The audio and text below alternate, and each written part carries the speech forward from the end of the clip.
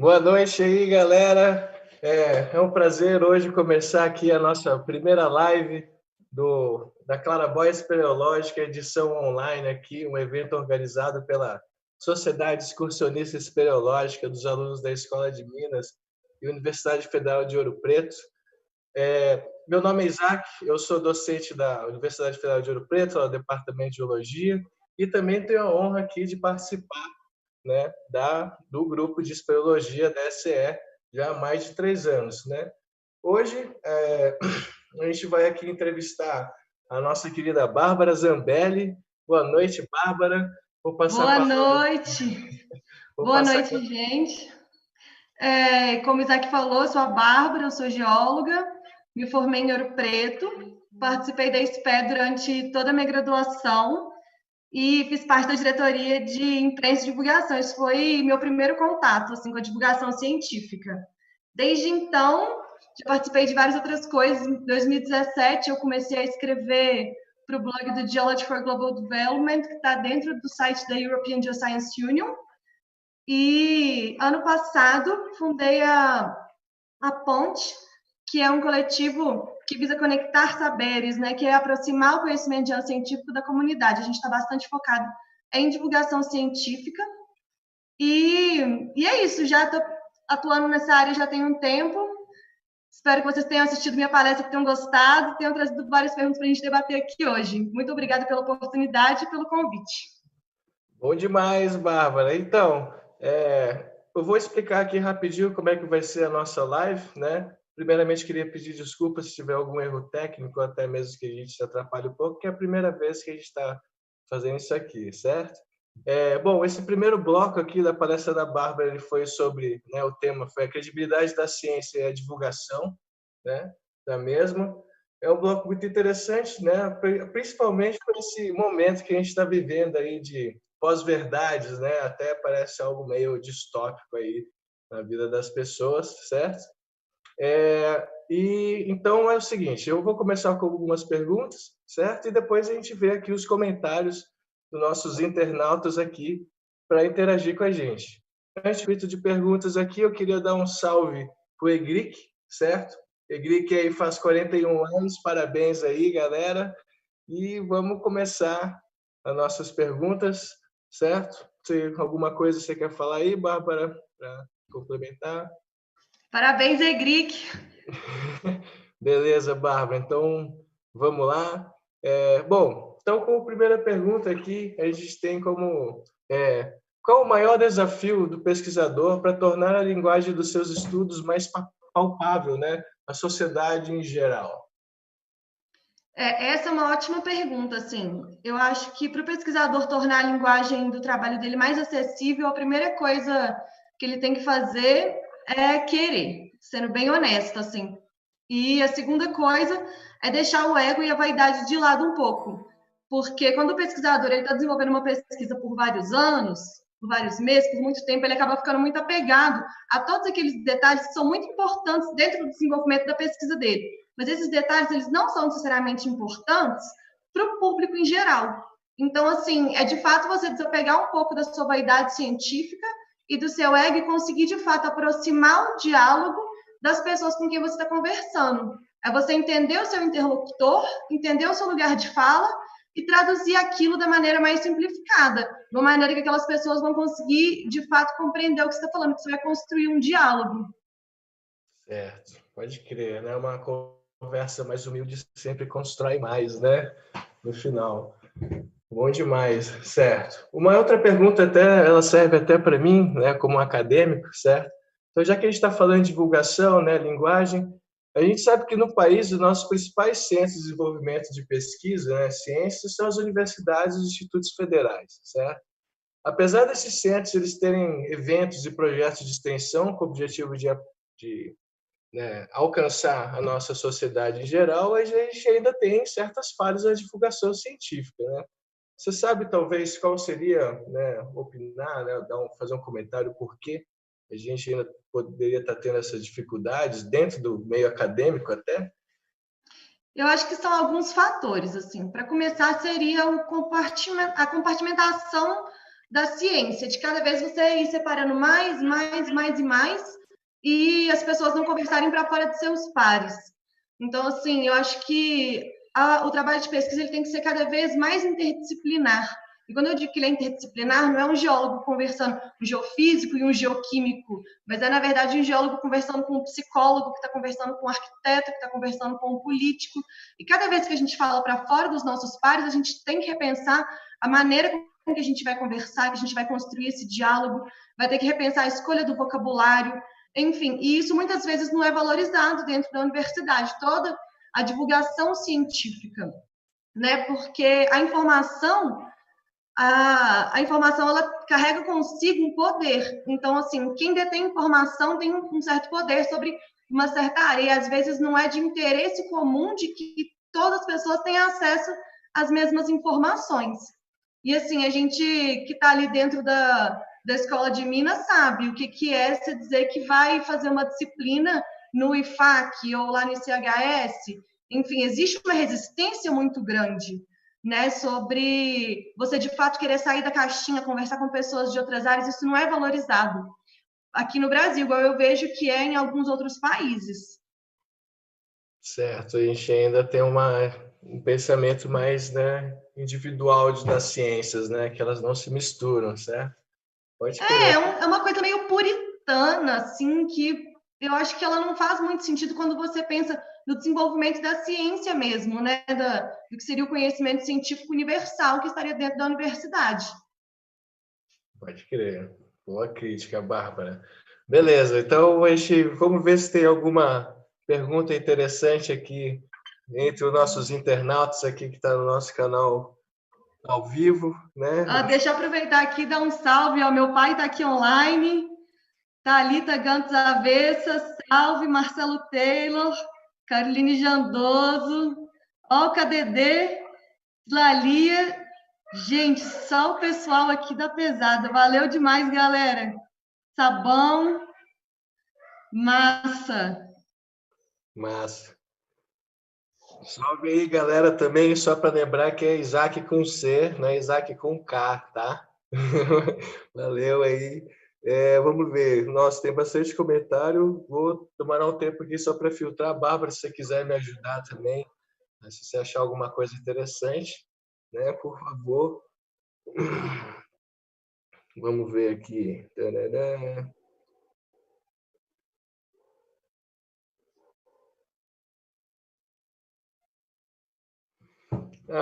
Tem uma aqui.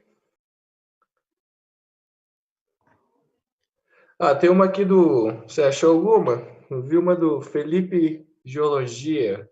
Vai lá. Ele pergunta assim: quais iniciativas a palestrante recomenda para o material de consulta para divulgação das geociências? Um material de consulta para divulgação de geociências, eu acho que é legal ver as coisas que já estão feitas, né, para a gente não ficar reinventando a roda. Já existem vários sites, vários blogs científicos, tem alguns canais no YouTube, muita coisa em inglês. Eu acho que é o jeito mais fácil de procurar mesmo sobre divulgação científica, é procurar material em inglês, porque na Europa, por exemplo, já tem muita gente que já está com essa pauta super avançada e aí publica bastante coisa em inglês. O site da EGU mesmo é um bom site, da European Geoscience Union. Eles têm vários blogs lá dentro. Tem alguns documentários da BBC, que são alguns documentários de geologia, bem legal, assim, para o público leigo. Eles trazem muita informação visual, vários modelos, enfim. E numa linguagem que é super simples, é bem legal. Página no Instagram tem várias, e aí tem bastante coisa em português. Desde paisagem, educação ambiental, de geologia. Eu tenho uma página super legal, a Ponte, quem não conhece ainda, vou aproveitar e fazer aqui meu jabá. Tá no Instagram, @Ponte para o Norte.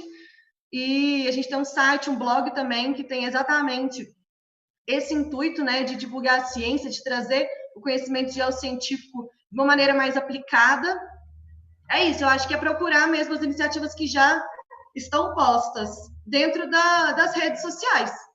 blog, Instagram, Twitter, tem muita gente que está no Twitter, vídeo, muita coisa no YouTube e material publicado, né? Já tem também um monte de artigo publicado. Eu acho que quando a gente fala de divulgação científica, é mais interessante você procurar artigos publicados de divulgação científica dentro da área do jornalismo, da pedagogia, e aí aplicar dentro da sua área, porque esse pessoal já tem uma leitura muito maior do que a nossa, já tem uma carga de experiência muito maior, então é mais fácil você pegar esse material e fazer uma análise crítica dentro da sua própria área.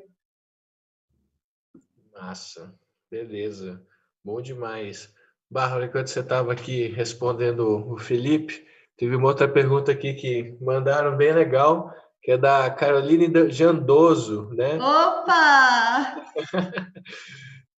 Então, vocês são conhecidas já. Então, a Caroline pergunta aqui como falar sobre educação, metodologias pedagógicas com um público que nunca teve contato com isso, engenheiros, por exemplo.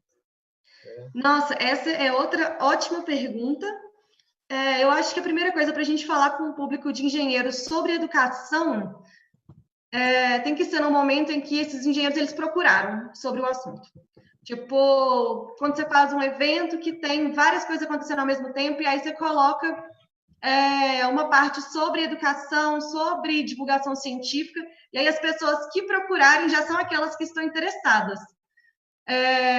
E aí seria mesmo começar, eu acredito que por uma abordagem bem freiriana, que é começar você dizendo, pô, como que você vai falar sobre uma metodologia pedagógica, você vai entender o seu interlocutor, você vai entender quem que está do outro lado para você poder, de fato, adequar tudo aquilo, adequar o seu conhecimento técnico prévio, que é aquele que você tem da faculdade, que você é especialista, você é técnico, e pensar como que você vai trazer aquilo de uma maneira que faça sentido dentro da vida daquela pessoa. E aí, outra coisa que é bem legal, que até, como que chama ela aqui que mandou a pergunta mais cedo, sobre a questão da licenciatura e do bacharelado. Os cursos que têm licenciatura já têm um contato maior com essa questão mesmo de como que você vai conversar, como que você vai passar esse conhecimento técnico, né? E talvez seria interessante se todas as ciências, e aí eu já coloco as geociências, né, a engenharia geológica, todos os cursos de ciência que não têm necessariamente a versão licenciatura, que tivessem disciplinas de licenciatura obrigatórias dentro do currículo básico, para todo mundo já poder sair dentro de um curso de ciência com uma ideia básica do que é transmitir esse conhecimento científico para além de seus pares. Bom demais, beleza. Eu acho que a gente pode pegar mais uma aqui da galera, tem bastante, o pessoal está mandando bastante, acho que é interessante aqui interagir com nossos internautas. Tem uma aqui da nossa amiga conhecida de nós dois também, a Lorena Pires, a nossa querida Disdalia. Salve, Lorena! Salve, Lorena! Então, a Lorena gostaria de saber, né, de ouvir a Bárbara, alguma atividade prática de comunicação geocientífica que ela já tenha feito e deu certo, e teve adesão e participação do público mais leigo, né, no assunto. Olha, eu acredito que qualquer atividade que eu faça, que uma pessoa vá, ela já deu certo. Vou ser bem honesta. E aí, uma atividade que eu fiz, que eu achei que foi super legal, foi na virada sustentável do ano passado, junto com a Ponte. A gente fez um walking tour geológico pelo Rio de Janeiro, contando a história do Rio de Janeiro a partir do ponto de vista geológico. Então, a gente começou contando desde o início do universo, para poder trazer essa noção da escala de tempo geológico, do tempo profundo, para as pessoas que estavam ali, que não são especialistas na área. E aí fomos fazendo um walking tour, foi super legal, falando da formação das montanhas, da formação do relevo, e aí falando e trazendo isso até o momento da construção do Rio de Janeiro atual, de como que a geomorfologia interfere na urbanização, como que ocorreu o processo de periferização e favelização do Rio de Janeiro. E foi super legal porque a gente teve 10 participantes, e eu já achei um sucesso, e tinha gente de várias áreas, tinha um cara da dança que falou com a gente quando a gente estava falando do ciclo das rochas, do movimento de abertura e fechamento de oceanos. Ele falou, gente, aquilo para mim foi tão sinestésico, porque eu já trouxe para o meu universo da dança, e eu achei isso assim, incrível. Iniciativas com mais pessoas, eu acho que as iniciativas online elas são as que têm o maior alcance, sem dúvidas. O vídeo que a gente publicou hoje teve mais de 250 visualizações em 12 horas. Eu achei que isso foi um sucesso absoluto. E os textos, por exemplo, que a gente publica no blog, eu tive um texto que teve 400 acessos. Eu achei que essa foi uma iniciativa de divulgação científica de muito sucesso. Vou ser super sincera, assim, 400 acessos num texto, eu acho que é bastante coisa. Enfim, eu acho que toda iniciativa que visa a divulgação geocientífica, se tiver, velho, adesão, que seja dos seus pais, entendeu? Que você mande para os seus irmãos, que a galera divulgue, assim, que tenha... Qualquer pessoa que não seja da área, que esteja interessada, ela já é um sucesso. Show de bola, Bárbara. Muito bom, muito bom. Aqui tá chovendo pergunta aqui com a galera. Olha... Eu acho que a gente pode... Tem uma pergunta aqui que, na verdade, ela é mais um desafio aqui, mas eu achei interessante. Ai, meu Deus. Eu selecionei ela aqui para a gente. Ela até ele se identificou aqui, é o professor Roberto César, da Universidade Federal do Amazonas, certo? Ele estava perguntando aqui, né, como fazer, né, se tem como fazer a divulgação científica geológica para deficientes visuais e auditivos. Se você já teve experiência nisso, né, quais seriam os desafios para realizar isso? Nossa, uau! Eu não tenho experiências com divulgação científica para pessoas com deficiência auditiva ou visual. Eu acredito que tenha, sim. Eu já vi alguns museus que são para pessoas com deficiência visual, que são várias experiências táteis, assim, são coisas super interessantes para... Enfim, eu acho que cada tipo de deficiência você vai ter que ter... É isso, a ideia é você sempre entender o seu público-alvo. Então, assim, se você vai conversar com alguém que não enxerga, como que você vai abordar essa pessoa? Você não vai utilizar um material visual, obviamente. Então, você pode fazer, talvez, um podcast. Se uma pessoa que não escuta, você pode fazer um filme legendado, enfim. Você sempre tem que pensar com quem você está conversando para você poder adequar qual que vai ser a maneira que você vai abordar essa temática. A questão dos museus acessíveis, eu já visitei alguns, é super bacana. Nunca participei da elaboração de nenhuma exposição desse tipo, mas se alguém estiver fazendo e quiser me chamar, gente, estou à disposição, adoraria participar. Bom demais. Tá aí, galera. Só fazer o convite, então, né, Bárbara? É isso. Bom demais. Então, deixa eu ver aqui. Será que a gente parte para as perguntas mais da galera? Você achou alguma aqui, Bárbara? Deixa eu ver, ó. Tem aqui do Matheus Lima Rosa, nosso querido KDD, ó. Bárbara, sempre fico em dúvida se todos os conteúdos gerados no meio acadêmico são adequados para serem traduzidos a uma comunicação universal. Você acredita que existem restrições? Bom, eu acho assim, né? Essa é uma pergunta muito boa também. Eu fico me perguntando se todo conhecimento gerado na academia pode ser utilizado para o público. Às vezes não. Tem vários conhecimentos, várias pesquisas que elas são puramente científicas, que elas estão ali dentro, enfim, é a ciência pela ciência. Não estou desvalorizando, não estou dizendo que um é melhor que o outro, mas tem tipos de ciências que são produzidas dentro da academia que não impactam, de fato, a vida de ninguém. E aí, o que eu acho interessante é a gente focar na divulgação da ciência, aquela que é de fato aplicada à vida das pessoas. Se você está estudando qualquer coisa que seja, que você acredita, que você consegue fazer um link com uma aplicação real na vida de qualquer pessoa que seja ela 1, 10, 1 milhão de pessoas, é possível você traduzir e trazer isso para o público em geral numa linguagem acessível, porque você está pensando sobre a relevância para a sociedade daquilo que você está fazendo. Enfim, de verdade, eu acredito que todo conhecimento é relevante para a sociedade em algum nível. Basta a gente pensar direitinho e tentar descobrir qual o link que a gente vai conseguir fazer, a vida de quem que isso está mudando, porque com certeza é relevante e aí cabe ao pesquisador definir qual que é o link que ele vai querer abordar e qual que é a maneira que ele vai conseguir traduzir isso da melhor maneira. Beleza, bom demais. Deixa eu ver aqui agora como é que a gente pode proceder.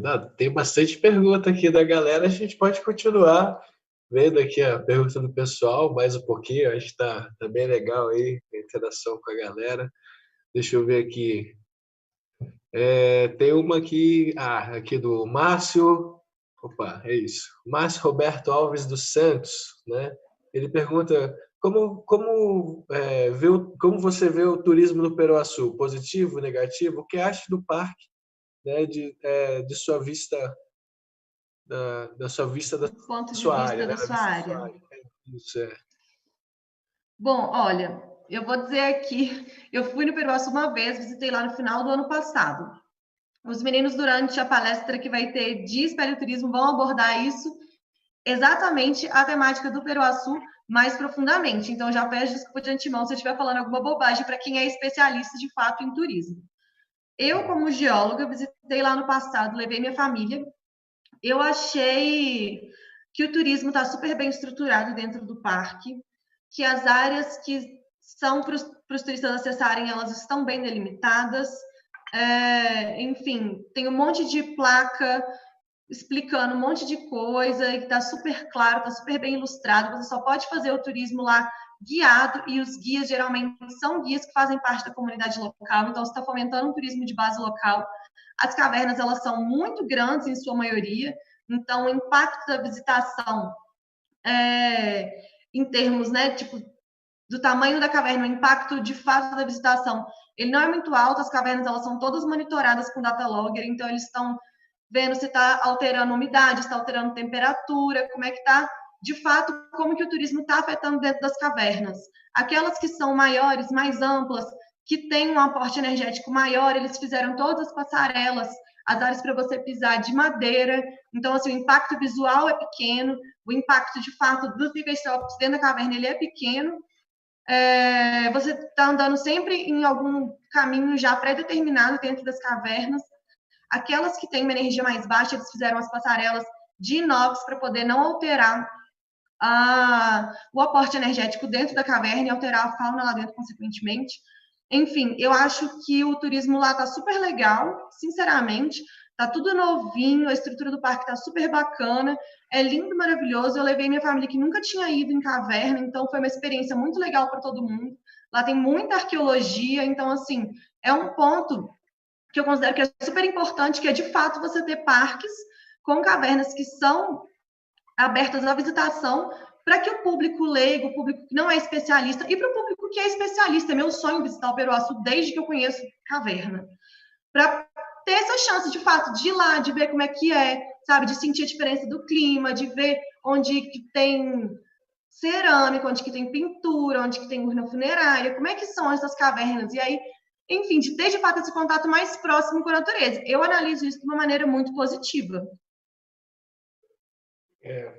Pode crer. Eu também acho Peruaçu uma das maravilhas da natureza aí do cenário nacional, né, cara? Então, sem comentários.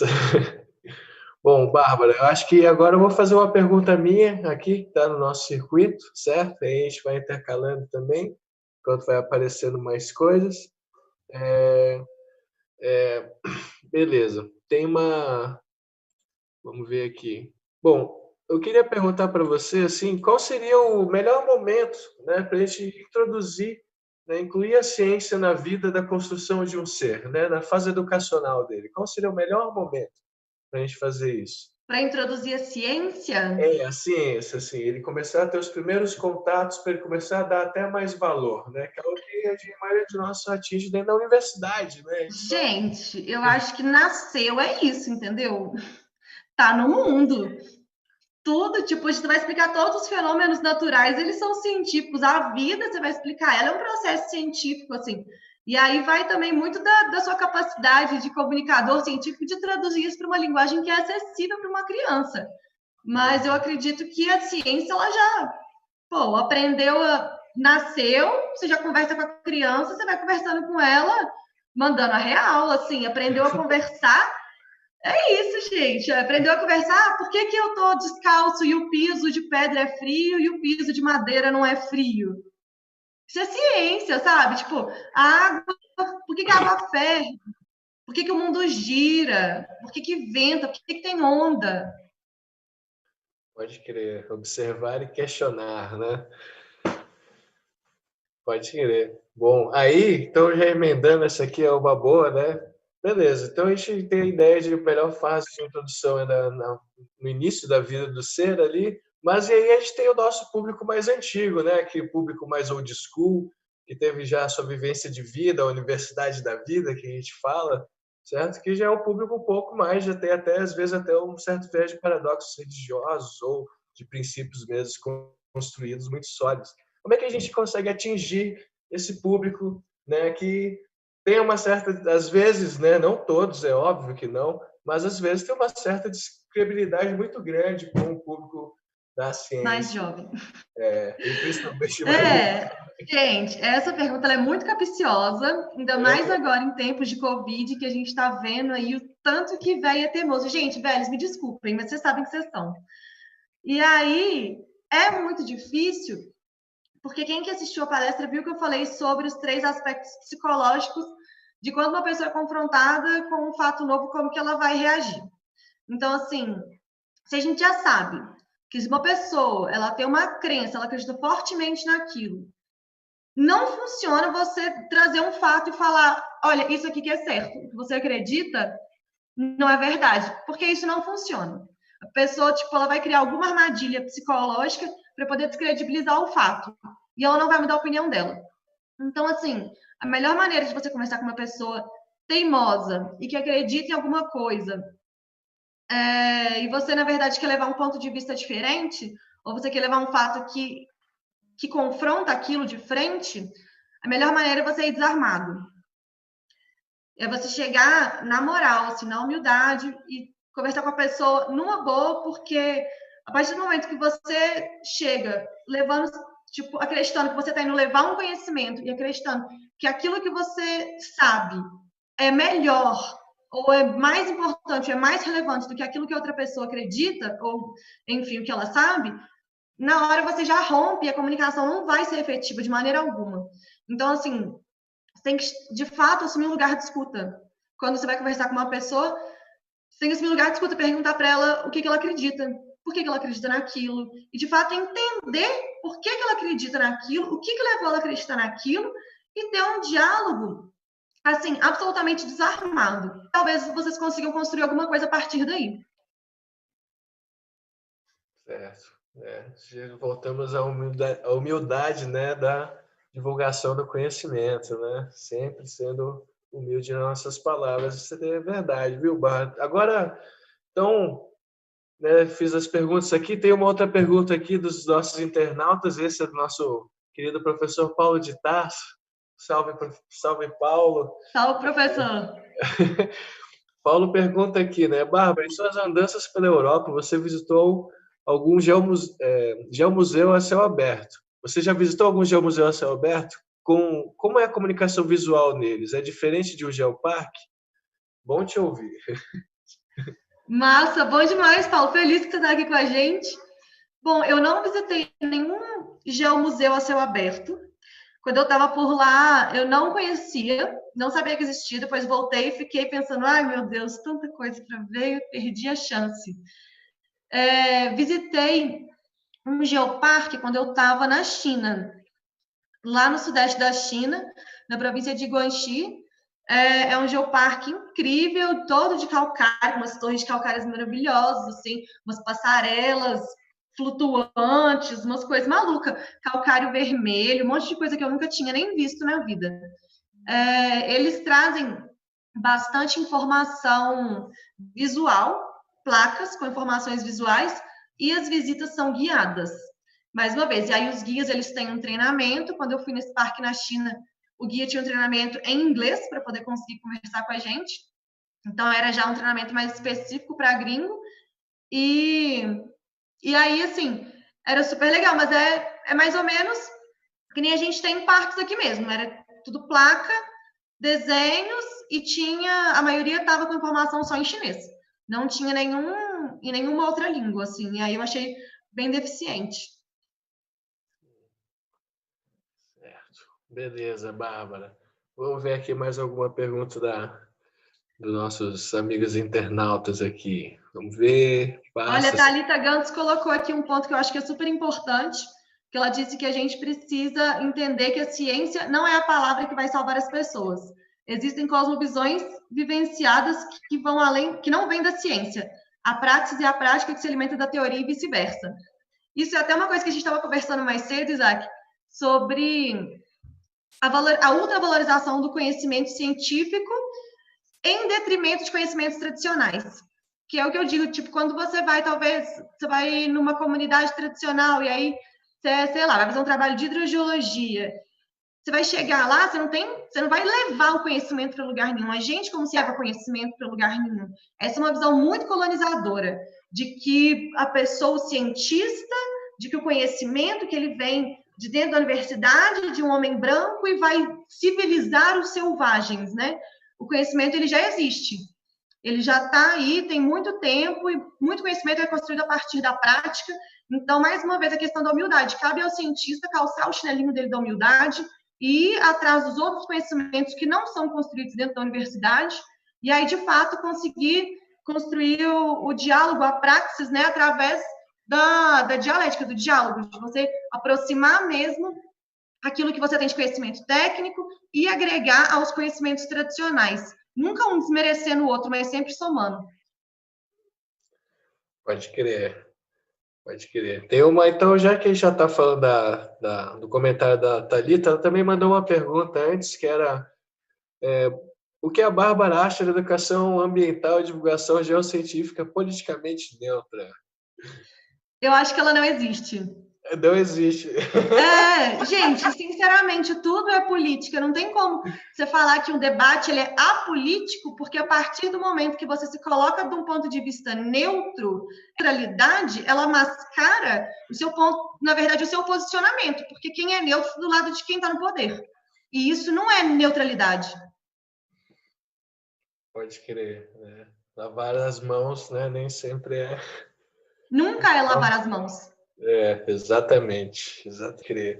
Vamos ver aqui mais alguma outra pergunta da galera. Olha, fala, Wagner.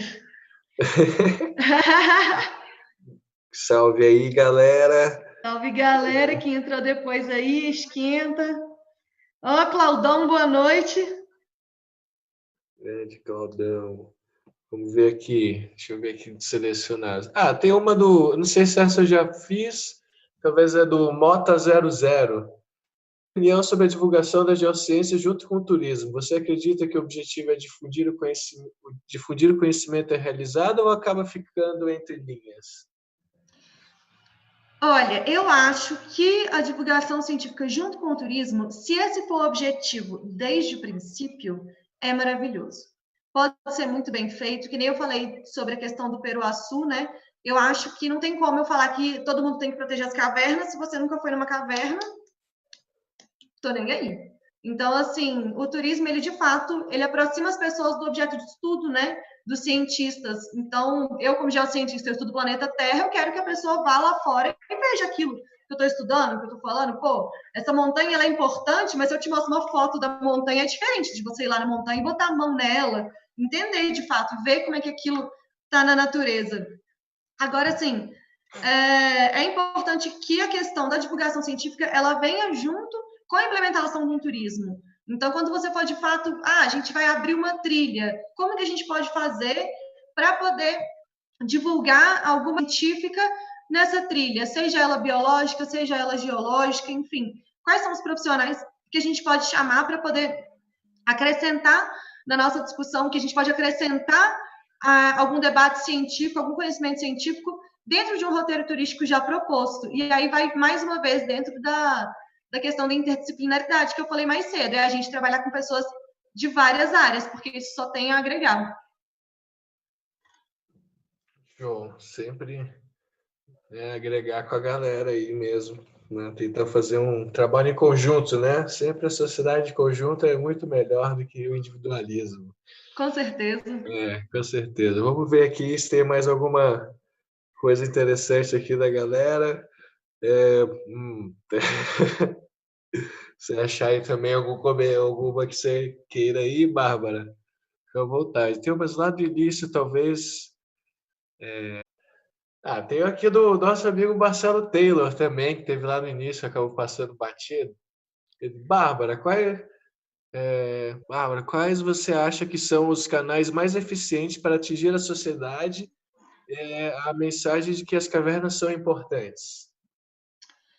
Então, a sociedade em geral, porque assim, a primeira questão quando você vai comunicar qualquer coisa é quem é seu público-alvo. A sociedade em geral, gente, a gente faz uma vaquinha e compra uns segundos no horário nobre na televisão. Tipo assim, eu acho que essa seria a forma da gente conseguir divulgar mais amplamente. Mas uma maneira mais efetiva e sem custo praticamente para a gente seria de fato um trabalho de rede, que é esse que a gente está fazendo, né? Que você manda no grupo, que manda para o amigo, que comenta com a outra pessoa, e aí dentro disso a gente vai expandindo o alcance da nossa pauta de debate aqui. A gente está discutindo sobre a espeleologia, como levar a espeleologia para mais pessoas. Gente, esse evento que a SPE está fazendo, tem que parabenizar os meninos, tipo, fazendo um evento durante o mês todo, online, que democratiza absolutamente o acesso para todo mundo que tem acesso à internet, a um computador, que, assim, é muito mais fácil do que você estar tá fisicamente presente no evento, então aumenta, de fato, o alcance. Isso é super legal, assim. E pensar em questão de mídias sociais, que é o que a gente consegue fazer de dentro de casa e com baixo custo. Então, de fato, é mandar em grupo de e-mail, publicar em grupo de WhatsApp, publicar coisa no Instagram, publicar em blog, publicar no YouTube e fazer divulgação mesmo, trabalho de rede, impulsionar a publicação. Certo. Bom, beleza. É isso, Bárbara? That's fine. Beleza. Vamos ver aqui. Então, certo. Então, vamos ver aqui. Tem uma pergunta muito boa aqui, deixa eu ver. Se é isso mesmo. É do Guilherme Augusto, certo? Em muitos momentos, vemos que a desvalorização em relação às nossas leis ambientais e das proteções das cavernas, né? As visões das cavernas brasileiras sobre suas andanças. É isso? Você entendeu? Não. Peraí, não. Em muitos momentos, vemos a desvalorização das produções nacionais em relação às nossas leis ambientais da proteção de caverna. Tá complicado, né? Então, sobre a lei de proteção de caverna, eu posso falar que o Brasil ele é reconhecido internacionalmente por ter uma legislação de proteção de caverna de altíssima qualidade. É o único país do mundo que protege as cavernas na sua Constituição, e isso gera um caráter único da espeleologia no Brasil, que é a espeleologia profissional, e isso não existe em nenhum outro lugar do mundo. E, consequentemente, gera no nosso banco de dados nacional o cadastro de cavernas que são pequenas, digamos assim, porque todas elas são estudadas durante o rito do licenciamento ambiental. Como nos outros países você não tem a espeleologia profissional, como no Brasil, que as cavernas não são protegidas pela Constituição, as cavernas de 5, 10 metros, elas simplesmente não são estudadas. Então, assim, às vezes, quando você vai fazer algum trabalho estatístico de comparação de cavernas, você usa o Banco Nacional, você começa a se questionar por que as cavernas brasileiras elas têm, em média, um tamanho muito menor do que as cavernas em outros países. E esse é um dos motivos, pela questão mesmo da nossa legislação ser super protetiva. Pode crer. Certo. Tem uma aqui do Wagner Fernandes, né? Fala grosso! Fala. Então, ele pergunta aqui, galera, vocês costumam ter uma boa interdisciplinariedade com arqueologia e história nas cavernas que visitam? Rola conhecimento legal sobre os aspectos de habitação local ou não é tão fácil? É para nós dois a pergunta? Eu acho que é mais para você, eu sei que está sendo entrevistado. Olha, por exemplo, quando eu fui lá no Peruaçu, todas as visitas elas eram guiadas, como eu comentei mais cedo, e o guia, ele é nativo de uma comunidade local, e ele era formado em história. Então, assim, eu especificamente tive uma visita que ela foi regada à arqueologia e história, e isso foi super bacana. Mas, assim, às vezes, quando você faz visitas a cavernas ou em parques que não são visitas obrigatoriamente guiadas, E como eu já conheço meus amigos aqui, eu sei que se você não tiver que, se eu não for obrigada a pagar um guia, você não vai fazer por boa vontade, essa questão de arqueologia e de história, ela muitas vezes é deixada de lado e as discussões ficam muito aquém do que elas poderiam ser. Pode crer, pode crer. Beleza. Vamos ver aqui se tem mais alguma aqui da galera, dos nossos amigos internautas. Também aí já está chegando num limite aí bom, né, da live. Acho que quem quiser fazer mais perguntas aí vai jogando. Acho que a gente tem mais um tempinho aí, certo? Enquanto eu vou fazendo aqui, tem mais umas perguntas. Tem uma pergunta interessante que acho que é o que está sendo discutido no meio da comunidade geológica, que é sobre o decreto 6640, né? Eu vou fazer aqui, né, uma breve, não um comentário, mas a comunidade espeleológica tem empenhado em impedir a mudança do decreto 6640, que permite o impacto de cavernas da máxima relevância. Como seria a sociedade nessa discussão a fim de fortalecer a reivindicação, né? Principalmente contra, claro, né? Pelo menos... Sobre como atingir a sociedade para falar de espeleologia, acho que eu falei um pouco disso aqui mais cedo. Eu acho que o que é importante é que, às vezes, quando a gente fica falando, o decreto 6640, as cavernas, as pessoas elas não têm noção do que significa decreto, do que é caverna, do máxima relevância, nem nada. Então, assim, às vezes a gente tem que pensar, de fato, de começar do começo. Olha, gente, antes do decreto 6640, as cavernas, elas eram todas protegidas pela Constituição, porque elas eram todas cavernas. E é o que era muito comum de se acontecer. O empreendimento encontrava uma caverna e, antes de fazer qualquer tipo de estudo, metia ali bomba, porque se não tem caverna, não tem problema. Se ninguém nunca marcou aquele ponto daquela caverna, ela nunca existiu. E aí entra um paradoxo da conservação, que é, às vezes, menos conservação significa mais conservação. E o decreto 6640, com a definição da relevância das cavernas, ele veio, de fato, propor essa questão. Então, ele divide as cavernas em 4 graus de relevância. A Lorena vai falar mais sobre isso no último dia de palestra, a gente não perca, sobre legislação. O primeiro é baixo, médio, alto e máximo. O que acontece? As cavernas de máximo, elas não podem sofrer nenhum tipo de impacto negativo e irreversível. Tipo, você não pode ir lá e arrancar o espeleotema, você não pode ir lá e deixar lixo na caverna, você não pode, enfim, não pode fazer nada. A caverna está protegida. A Constituição protege as cavernas de máxima relevância. E as outras cavernas, de alguma maneira, elas podem ser destruídas. Então, com esse decreto, isso aumentou muito o número de cavernas registradas, aumentou muito o número de estudos espeleológicos. Então, assim, essa questão do paradoxo da conservação, né? Que menos conservação acaba sendo mais conservação. Então, as cavernas de baixa relevância, você consegue entrar com pedido de supressão. As de média, tem que existir alguma compensação, que você vai compensar uma caverna de média com outra caverna de média, que tem as mesmas características, elas são na mesma rocha, enfim, tem uma lista de características lá no decreto a serem seguidas. E as de alta relevância, 2:1. Então, o que acontece? Você está criando áreas de preservação para essas cavernas, que são de máxima relevância, e as de compensação, de média e de alta relevância.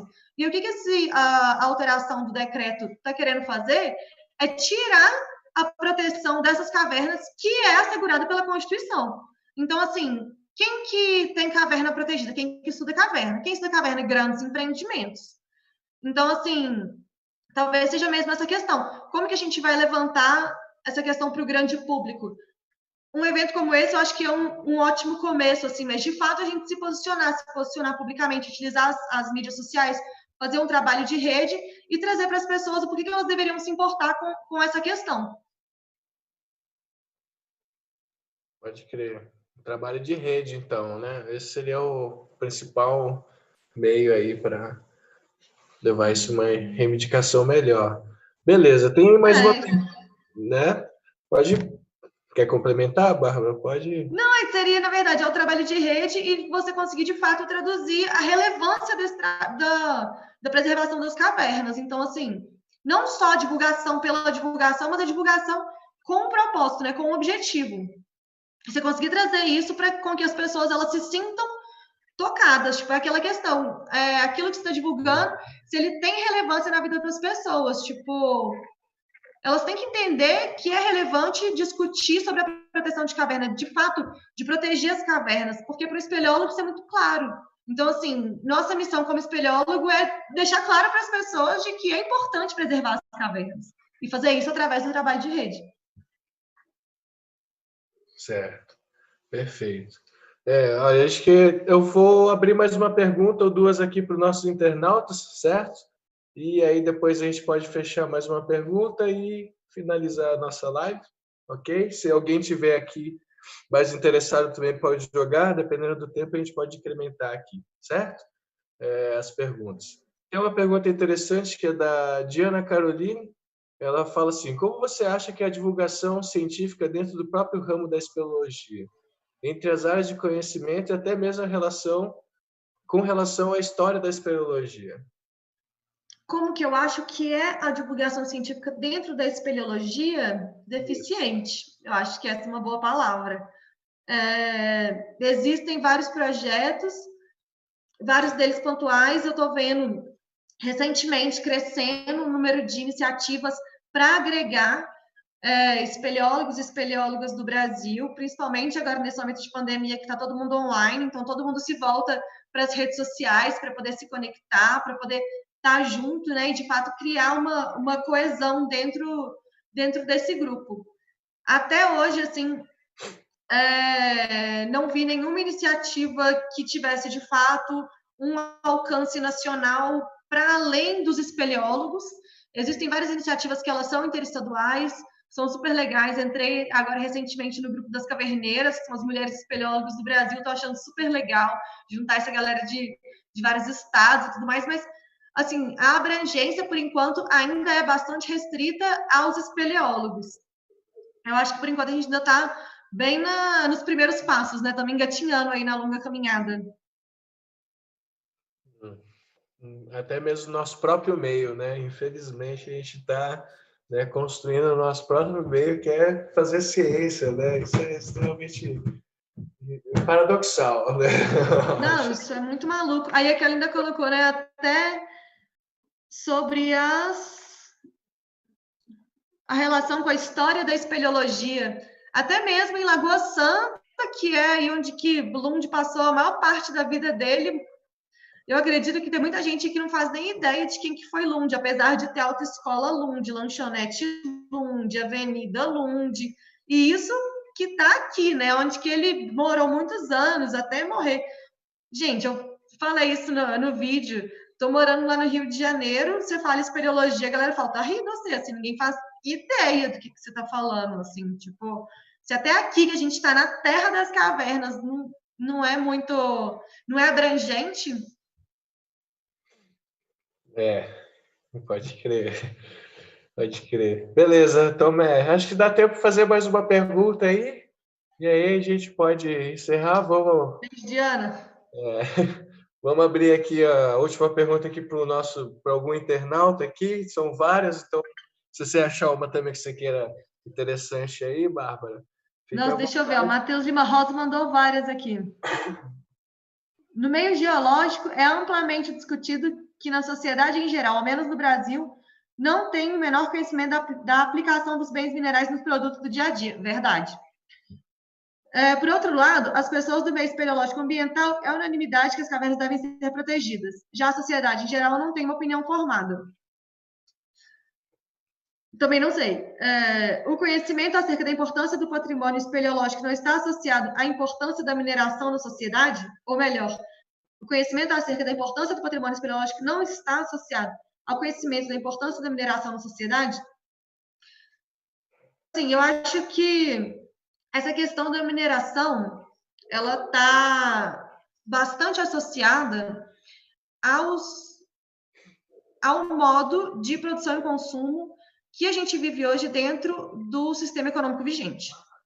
Então, assim, eu não acho hoje em dia, que dá para a gente falar, parou a mineração. Porque dentro da lógica de produção e consumo, isso não é possível. Eu escrevi recentemente um texto sobre economia circular de metais, que uma das propostas da economia circular é, de fato, diminuir a dependência de produtos minerais primários através da reciclagem. Isso é super complexo, porque você tem que pensar nisso desde o design do produto, porque tem liga metálica que você não consegue fazer reciclagem. Então, assim, que a mineração ela é importante hoje em dia, sem dúvida, só que a gente tem que pensar também que isso, na verdade, está dentro de um contexto econômico global que é muito maior. Porque, por exemplo, a mineração ela é importante para a gente, mas ela também é importante na Inglaterra. Mas nem por isso a Inglaterra tem mina. Eles já fecharam todas as minas deles há alguns anos. Então, assim, esse modelo de produção e consumo capitalista neoextrativista que a gente tem aqui no fato, conseguir manter o equilíbrio na balança comercial, que só é possível pela exportação de commodities, isso é extremamente injusto com os países do sul global que tem esse tipo de economia baseada em exportação de bem primário. Porque o que acontece? Os países desenvolvidos estão bem lindo, sem mineração, enquanto todas as externalidades negativas ambientais ficam para os países do sul global. Então, assim, reconhecem a importância da mineração, acho que elas não reconhecem a importância da mineração, elas não reconhecem os impactos da mineração, elas não reconhecem, enfim, todo o problema estrutural que é construído dentro do Brasil a partir da consolidação do modelo neoextrativista por causa da mineração, de há 300 anos, um modelo neoextrativista que a gente insiste em consolidar e que continua aí espalhando e distribuindo desigualdade, problema ambiental, miséria e dinheiro para poucos. Então, assim, eu acho que o problema da discussão, o buraco, ele é bem mais embaixo do que, de fato, as pessoas não reconhecerem a importância dos bens minerais na sua vida, assim, é bem complexo. Beleza. Peraí, então, deixa eu só ver aqui, questão do tempo e tal. Mas acho que dá tempo de responder mais uma, não, Bárbara? E aí a gente encerra. A última. A última, The Last, aqui do Marco Antônio Fernandes Cardoso. Né? Ó, pai da Diana aí, ó, salve! E aí, pai da Di? Como você vê a falta do retorno... Opa, peraí, aqui. Como você vê a falta de retorno para os superficiários das observações feitas pelos grupos de espeleologia, sejam profissionais? A falta de retorno? É. Mas assim, mas de que tipo de retorno para o superficiário?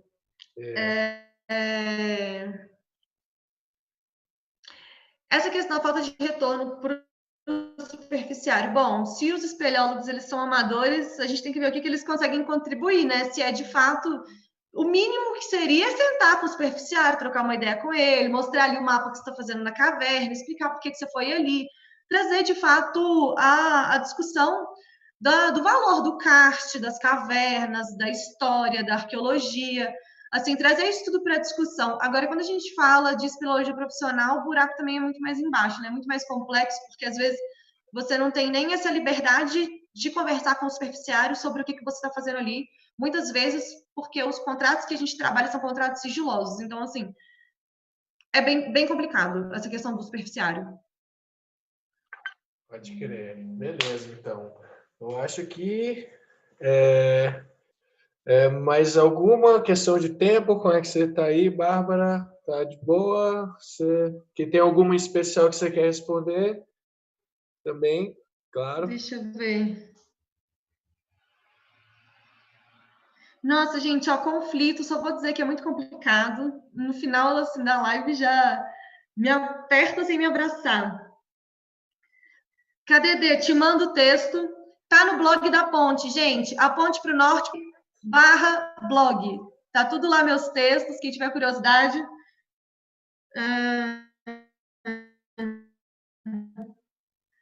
É isso. Não achei nenhuma outra por aqui enquanto para a gente fechar, não. Acho que foi isso. Não, beleza, eu acho que tá bom, galera. Eu agradeço todo mundo que fez as perguntas. Eu peço desculpa até o pessoal que a gente não respondeu. É uma questão de tempo, a gente já está quase uma hora aí, né, debatendo e tal.